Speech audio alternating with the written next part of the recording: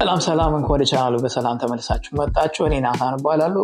በዚህ ቻናል የተለያየ የስኬታማ ቢዝነሶች፣ የስኬታማ ሰዎች ታሪክ እንደዚሁም ደግሞ ተሞክሯቸውን እያየን ራሳችን መሞከር እንችላለን ወይ፣ ከዚህ መማር እንችላለን ወይ፣ ለኢትዮጵያም ኢምፕሊመንት ማድረግ እንችላለን ወይ የሚለውን ዲስካስ እናደርጋለን። የዛሬ ቶፒካችን ልብስ ዙሪያ ላይ ይሆናል። ስፖርት ልብስ እንደዚሁም ደግሞ ስፔሲፊክ በጂም ዙሪያ ላይ የጂም ብራንዶችን በመስራት የብዙ ቢሊዮን ዶላር ኩባንያ ክሬት ያደረገው የጂም ሻርክ ባለቤት ስለ ቤን እናወራለን ማለት ነው። እና ከሱ የምንማራቸው ነገሮች ይኖራሉ፣ ከሱ የምናያቸው ብዙ ጊዜ ያልተወሩ ነገሮች ይኖራሉ። ከመጨረሻ ድረስ ተከታተሉን። ሜሮን ናችሁ የምታቀርብልን። ኤኒ ሀሳብ ካላችሁ ኮሜንት ላይ አቅርቡልን። ከመጨረሻ ድረስ ቻው።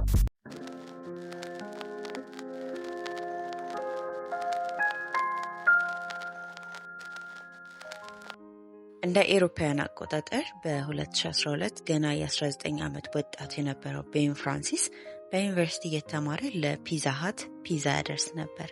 በሰዓት 5 ፓውንድ ሆኖም ግን በውስጡ ሌላ ትልቅ ህልም ነበረው። ህልሙም ከስፖርት ወይም ፊትነስ ጋር የተያያዘ ነበር። ይህ ታሪክ የአንድ ወጣት ታሪክ ነው። ከወላጆቹ ጋር ጋራዥ ውስጥ በ500 ፓውንድ ብቻ ተጀምሮ ዛሬ በቢሊዮነር ዶላር የሚቆጠር የዓለማችን ግዙፍ የስፖርት ልብስ ኩባንያ ጂም ሻርክ እንዴት እንደተፈጠረ የምናይበት። ይህ ታሪክ የጽናት፣ የፈጠራና ከሰው ጋር የመገናኘት ወይም ኮሚኒቲ ኃይል ምን ያህል ትልቅ ተጽዕኖ እንዳለው እናያለን። አንድ የፒዛ አቅራቢ ወጣት እንዴት የብሪታንያ ትንሹ ቢሊዮነር ሊሆን እንደቻለም እናያለን። I'm now 24 and I've never had so much going on in my life.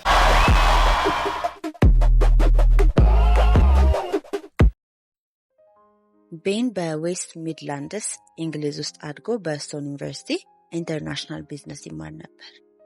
በጎን ደግሞ ፒዛ በማድረስ ስራ ይሰራ ነበር። በልጅነቱ እግር ኳስ ይወድ የነበረው ቤን ሙሉ ትኩረቱን ወደ ጂም ወይም ክብደት ማንሳት ቦዲ ቢልዲንግ አዞረ።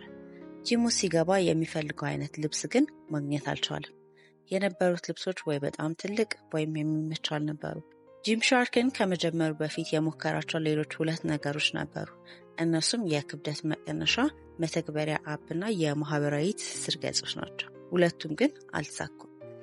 ከዚህ ተማረ እንጂ ተስፋ አልቆረጠም። I never had a fear of failing, and I think that's really important to mention. ከጓደኛው ሉዊስ ሞርጋን ጋር በመሆን ጂም ሻርክን ጀመረ። መጀመሪያ ላይ የጀመሩት የስፖርት ማሟያዎችን ወይም ሰፕሊመንትን በመሸጥ ነበር። ነገር ግን አክሲዮን ለመግዛት ወይም አከፋፋይ ለማግኘት አቅም ስላልነበራቸው ደንበኛ ሲያዛቸው እቃውን ከሌላ አቅራቢ አስልከው በመሃል ያለውን ትርፍ ይወስዱ ነበር። ልክ እንደ ድሮፕ ሺፒንግ ማለት ነው። በልብስ ላይ ያለውን ችግር በራሱ ለመፍታት ወሰነ። የምለብሰውን ልብስ ራሴ እሰራለሁ በማለት ከ500 እስከ 1000 ፓውንድ የሚሆነውን ቁጠባ በመጠቀም የልብስ መስፊያ ማሽንና ስክሪን ፕሪንተር ገዛ። ምርቱን በወላጆቹ ጋራጅ ውስጥ ራሱ መስፋት፣ ሎጎውን መምታት፣ ማሸግና ፖስታ ቤት ድረስ ሄዶ መላክ ጀመረ። በትምህርት ቤት ብዙም ጎበዝ ያልነበረው ወጣት አሁን ደግሞ የጨርቃጨርቅ ቴክኖሎጂንና የልብስ ዲዛይንን እየተማረ ነበር። ቤን የሰራው ልብስ ከሌሎች የተለየ ነበር።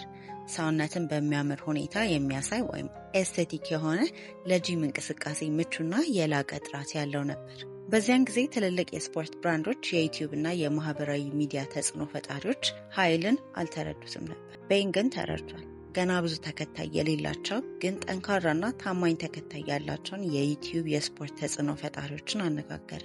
ነፃ ልብሶችንም ላከላቸው። እነዚህ ተጽዕኖ ፈጣሪዎች ሲያድጉ ከጂም ሻርክ ጋር ያላቸውን ትስስር ጠነከረ። ትልልቅ ኩባንያዎች ወደ እነርሱ ከመምጣታቸው በፊት ጂም ሻርክን እንደ ራሳቸው አድርገው ያዩት ነበር።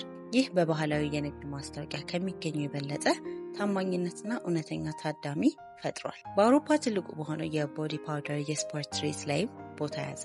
ሰዎች የእነሱን ልብስ ለመግዛት በሺዎች ተሰበሰቡ። በሰዓታት ውስጥ እቃው በሙሉ ተሸጦ አለቀ። ቤንና ጓደኞቹ ምን ያህል ትልቅ ነገር እንደፈጠሩ የተረዱበት ቀን ነበር። የዩኒቨርሲቲ ትምህርቱን አቋርጦ ሙሉ ትኩረቱን ወደ ጂም ሻርክ አዞረ።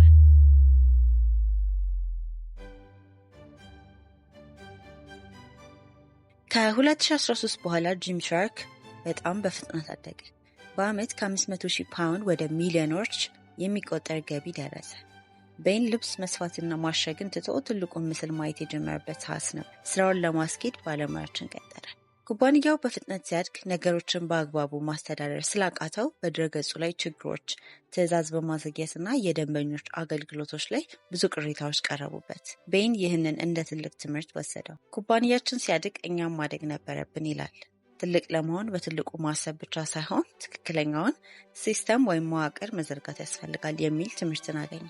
እንደ አውሮፓውያን አቆጣጠር በ2017 ቤን የዋና ስራ አስፈጻሚነትን ቦታውን ለስቲቭ ሂዊት ሰጠ። ምክንያቱም የጂም ሻርክ በዓለም አቀፍ ደረጃ ለማድረግ የሚያስፈልገውን ሲስተም መዘርጋት ስለነበረበት።